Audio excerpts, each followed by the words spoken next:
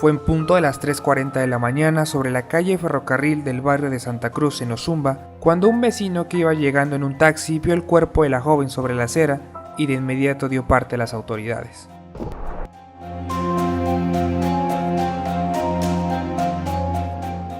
Hola a todos y bienvenidos otro día más a nuestro canal. El día de hoy les compartiré una nueva historia, un nuevo caso. Así que pónganse cómodos y comencemos rápidamente con todos los detalles.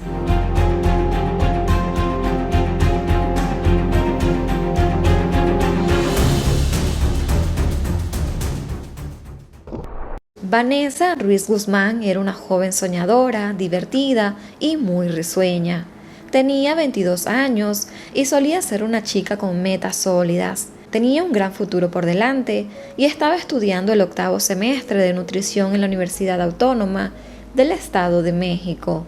Estaba muy cerca de terminar su carrera universitaria e incluso ya había elegido el vestido que usaría en la fiesta de su graduación. Aquel vestido lo guardó en su ropero con muchas ansias de poder usarlo la noche de su ceremonia. Realmente ella estaba muy, pero muy feliz. Vanessa creció en un hogar lleno de muchísimo amor. Sus padres eran Alfredo y su madre Alma. Además tenía varios hermanos con el cual ella creció llena de muchísimo amor. Aparte de todo esto, a sus 22 años ya tenía una relación con un joven de nombre Carlos. Pero lamentablemente ese carisma y vitalidad que caracterizaba a Vanessa fue apagado de la noche a la mañana. Para febrero de 2019, su familia vivió uno de los días más tristes y amargos. La vida de la familia Ruiz cambió por completo cuando Vanessa no volvió a casa. Para ser exactos, el 1 de febrero, Vanessa salió de su casa ubicada en Atlauta, Estado de México, para pasar la tarde con su novio, quien vivía en Cuernavaca, Morelos. La pesadilla se inició con una llamada. Alma, la madre de Vanessa, recibió una llamada alrededor de las 10:17 de la noche. La persona que estaba del otro lado de la línea era Magnolia, suegra de Vanessa y madre de Carlos. Ella enseguida le preguntó que si su hija ya había llegado a la casa y también se disculpó de que no pudieron haberla llevado hasta la puerta de la casa y que la habían dejado en la parada de Popopar, justamente en ese lugar, porque habían tenido un inconveniente. El padre de Magnolia se había enfermado, así que tuvieron que ir rápidamente a buscar a su padre, a ver cómo estaba, y que por esa razón no la habían podido llevar. Esa parada o ese lugar, Popopar, estaba bastante cerca de la casa de Vanessa. Ya habían pasado unos 20 minutos de que supuestamente ellos habían dejado a la joven en esa parada, pero pasados esos 20 minutos, Vanessa nada que llegaba. Evidentemente la familia empezó a preocuparse, pues ese lugar quedaba como unos 5 o unos 10 minutos de la casa, así que ya era hora de que la jovencita hubiese llegado. Rápidamente Alma empezó a llamar al teléfono de Vanessa, pero ninguna de estas llamadas fueron contestadas. Por otra parte, Magnolia también ya había hecho lo mismo, razón por la cual estaba llamando a Alma para indicarle o preguntarle si ya la joven había llegado o qué había pasado, pues no habían tenido respuesta alguna. Viendo la circunstancia, Alfredo Ruiz, el padre de Vanessa, fue a la zona que le indicó Magnolia, donde supuestamente habían dejado a la joven, para ver si él lograba encontrarla. Su padre siguió buscando y preguntando, pero nadie vio llegar a Vanessa. Pasaron los minutos y la joven nada que daba señales y nada que llegaba a su casa. La mamá de Vanessa salió a la calle con la esperanza de poder ver a su hija llegando, pero nada de esto sucedía. Alfredo, el padre de Vanessa, seguía preguntando en ese lugar donde aparentemente había llegado su hija, pero nadie la había visto. Ninguna persona había visto ni siquiera el automóvil donde aparentemente había llegado ella, que era un Corolla, que le pertenecía a Magnolia y que a su vez iba acompañado de Carlos. Pero nadie, absolutamente nadie, la vio. Rápidamente empezaron a pasar los minutos y la tensión fue creciendo cada vez más. Habían pasado alrededor de 2 horas de la última llamada que había recibido Alma y ellos estaban muy desesperados buscando a su hija todavía cuando recibieron una segunda llamada, y en esta ocasión estaba hablando, era Carlos, el novio de Vanessa, y él, un poco temeroso, también entre llantos, le contó a Alma que no le habían dicho la verdad, tanto su madre como él, que realmente ellos no habían llevado a Vanessa hasta Popopar, sino que realmente Vanessa se había ido con él hasta Cuernavaca a verlo de su servicio y que después él la mandó sola de Cuautla a Popopar. Él desde ese lugar había montado a la jovencita en un transporte público, incluso él se había quedado un rato con ella esperando que este autobús se llenara porque no había nadie, y de hecho cuando ella se montó después se montaron 2 personas más, y es allí cuando él se despide de ella. También cuenta que en el transcurso que ella va en el camino en este transporte público, ellos van conversando de una manera que él va monitoreando cómo va la joven, por qué camino va, pero que en algún punto él pierde la comunicación con ella. Y a raíz de eso es cuando él empieza a preocuparse, pero él ya sabía que la jovencita estaba bastante cerca de la parada de Popopar, así que él asumió que ella podía haber llegado, pero realmente eso no sucedió. ¿Qué había pasado con Vanessa? Nadie sabía nada. Lo cierto de todo esto es que la familia de Vanessa empezó a preocuparse muchísimo más y también estaban muy molestos porque les habían ocultado ese gran detalle. 2 horas que ellos pasaron buscando a Vanessa cuando realmente ni siquiera se sabe si ella llegó a ese punto. Después de esa confesión, la familia le preguntó a Carlos que le dijera el número de placa donde se había abordado la joven, pero el chico dijo no saberlo y tampoco recordaba ni siquiera cómo se veía el conductor. Después de todo esto, la familia decidió tomar la decisión de colocar una denuncia porque realmente estaban muy preocupados por la joven. Inmediatamente, así como llegó la familia a colocar la denuncia, también estaba presente Carlos, el novio de Vanessa. Inmediatamente la policía empezó a interrogar a todos para saber cuáles habían sido los últimos pasos de la joven.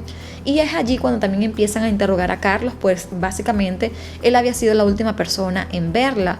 Él dio varias declaraciones y de hecho entre unas 6 declaraciones todas se contradecían. Eso también fue muy preocupante y la policía empezó a molestarse con él porque no daba ningún tipo de información que ayudara a poder iniciar la investigación.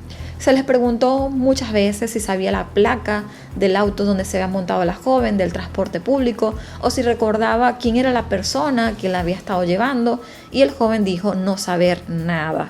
Pero en un momento de la noche, Carlos volvió a declarar y justamente dijo que sí conocía el número económico del vehículo que había abordado su novia. En ese momento es cuando la investigación se agilizó. Pero en horas de la madrugada del 2 de febrero, la familia recibió una llamada.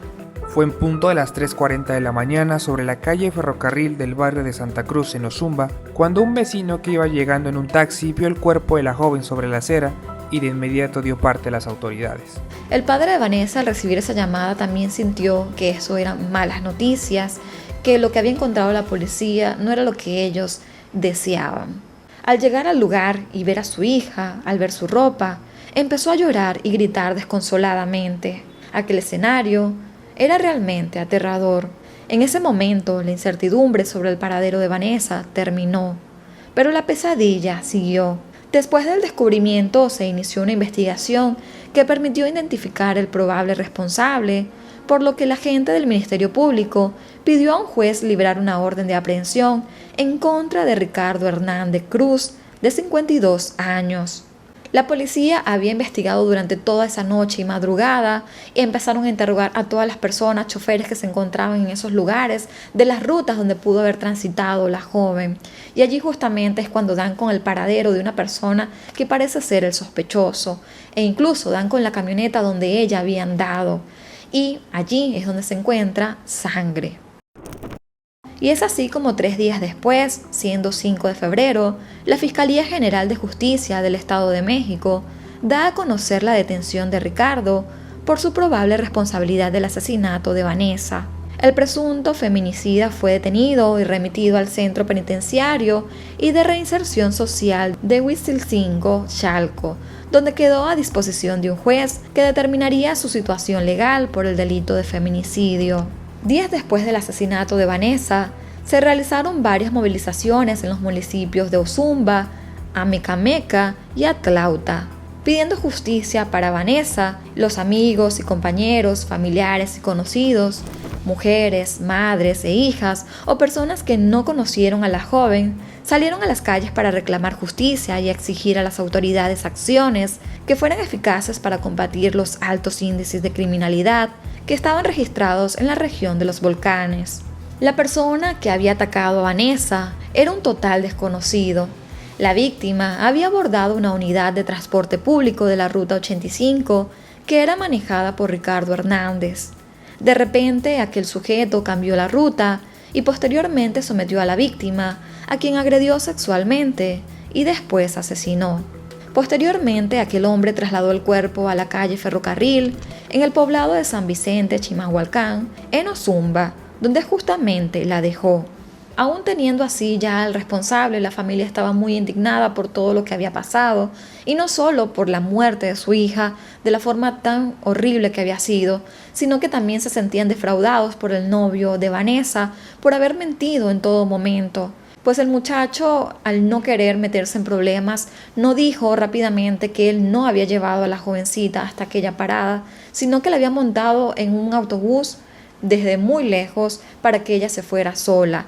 Ya se sabía que saliendo una mujer en aquel lugar de noche era peligroso, e incluso la familia en otras ocasiones ya le habían pedido a Carlos que por ningún motivo dejaran que su hija se fuera en autobús sola, que si era muy tarde, que lo mejor era que él la llevara, pero que por ningún motivo hicieran eso. El muchacho sabía que si confesaba en el momento que él no la había llevado, se iba a meter en problemas y que la familia se iba a molestar. Pero un dato muy importante que él no reveló es que cuando él iba en conversación con su novia para saber cómo ella iba en el camino, él también llegó a escuchar por el teléfono que ella estaba muy atemorizada, que le estaba pidiendo al chofer que la dejara bajar, y esta persona aparentemente nunca la dejó bajar, razón por la cual él después perdió comunicación con ella, y él estaba preocupado porque después no se pudo comunicar con Vanessa. Él sabía que algo había pasado y aún así dejó pasar unas 2 horas para luego confesar lo que él presentía, que quizás alguien había atacado a su novia. A pesar de que la familia estaba pidiendo justicia y pidiendo que se condenara al asesino de su hija, también estaban pidiendo que las autoridades responsabilizaran a Carlos por haber mentido, por no haber dicho lo que él sabía que pudo haber pasado, porque él, de cierto modo, había escuchado cuando su novia estaba pidiendo ayuda, y aún así no actuó rápido. Después de todo esto que tuvo que vivir la familia, el pasado 22 de enero de 2020, Ricardo Hernández llegó a ser condenado con la pena máxima por el delito de la entidad mexiquense. Para escuchar la sentencia, la familia de la joven de 22 años estuvo presente en la audiencia final. Su sentencia fue de 70 años y también le fueron fijadas multas por 422.450 pesos y 1.272.419 pesos como reparación del daño, aunado a que sus derechos civiles y políticos quedaron suspendidos. La familia cuenta que sus vidas quedaron en pausa desde febrero. Hay días en que pareciera que Alma y Alfredo están en automático. Se levantan de la cama porque tienen más familia por quien luchar, pero la verdad es que la alegría que abundaba en su hogar ha casi desaparecido. Las pesadillas los acompañan todas las noches y la ausencia inmensa de Vanessa los tortura todos los días. El miedo sigue presente en la familia, pues al menos las mujeres de su hogar ya no toman el transporte público solas, por temor a no poder regresar a casa. Incluso el hijo menor de la familia no quiso volver en su momento a la escuela, pues muchas veces le decía a su madre que tenía miedo a que el chofer le hiciera algo. Los años, la pena económica, la sanción, no nos va a devolver a nuestra hija. La jueza le dijo que él era un hombre que no mostraba respeto ni valor por las mujeres, ni en sí ni por la vida misma. Y bueno amigos, básicamente estos fueron todos los detalles del caso del día de hoy, un caso muy doloroso y para serles sincera es un caso que me ha llegado mucho al corazón porque cuando empecé a investigarlo, cuando empecé a leerlo, cuando empecé a ver el rostro de Vanessa, me sentí realmente indignada porque nosotras como mujeres estamos muy indefensas. Yo empecé a recordar mis momentos de cuando era universitaria, cuando iba a la universidad. Muchas veces salía muy tarde de clase, salía a las 9, 10 de la noche y en muchas ocasiones yo tenía que tomar el transporte público o tomar un taxi por puesto, que realmente ahora que lo veo, ahora que lo analizo, muchas veces me estuve arriesgando a salir de clase para ir a mi casa, por hacer algo sencillo como era ir a estudiar para ser una profesional, para salir adelante. Muchas veces me expuse a que me pudiera pasar algo en la calle, porque muchas veces salía muy tarde, tomaba ese transporte público, me montaba con personas extrañas, muchas veces me quedaba en el taxi completamente sola con una persona que no conocía. Y al ver este caso yo dije, wow, pude haber sido yo, pudo haber sido una hermana mía, pudieron haber sido algunos de ustedes. Y es realmente indignante cómo hay que vivir hoy en día con tanto miedo. Y es así como yo también me siento. A veces salgo a la calle y si no ando con mi esposo, si no ando acompañada, no me siento totalmente segura. Y es triste andar en la calle así, ¿no? Que uno salga siempre pensando en lo peor, que salgas a la calle siempre pensando que te puede pasar algo, pensando que algún día no vas a regresar. Y aunque no he perdido ningún familiar de esta manera, siento dolor por todo lo que hay que estar viviendo, y discúlpenme que me ponga así, pero de verdad este caso me llegó mucho al corazón porque somos muchas las mujeres que estamos expuestas, y probablemente en este momento habrá una mujer sufriendo en la calle porque hay un desgraciado en la calle y porque nuestros gobiernos no hacen nada por darnos mayor seguridad. Amigas, yo lo único que les puedo aconsejar es que no salgan solas, no vamos a cambiar la maldad del mundo, es imposible poder cambiarlo. Así que yo lo que les aconsejo es que salgan acompañadas, por ningún motivo salgan solas, para nada. El mundo está muy horrible. Si es muy tarde, cuídense, amigas, cuídense, no se expongan a que algo malo les pueda pasar, porque todas, absolutamente todas, estamos propensas a que nos pueda pasar algo. Y creo que este caso es un claro ejemplo de ello. Es una joven que estaba muy llena de vida, una joven que estaba a punto de graduarse, una joven que la ves en sus fotos y transmite paz, transmite alegría, se veía que era una chica muy sana, muy llena de vida, y tuvo que vivir algo así porque se encontró con un hombre loco, un hombre enfermo que se creyó con derecho de poder tomarla, así de simple. Y bueno, amigos, yo creo que vamos a dar esto hasta acá. Yo me voy a despedir, me gustaría que ustedes comenten qué piensan con relación al caso, que compartan sus sentimientos, porque solo eso nos queda, que podamos aprender todas de las cosas que pasan en el mundo para que podamos protegernos también. Solo me despido, los quiero muchísimo, cuídense, de verdad cuídense, y nos vemos hasta un próximo video. Bye bye.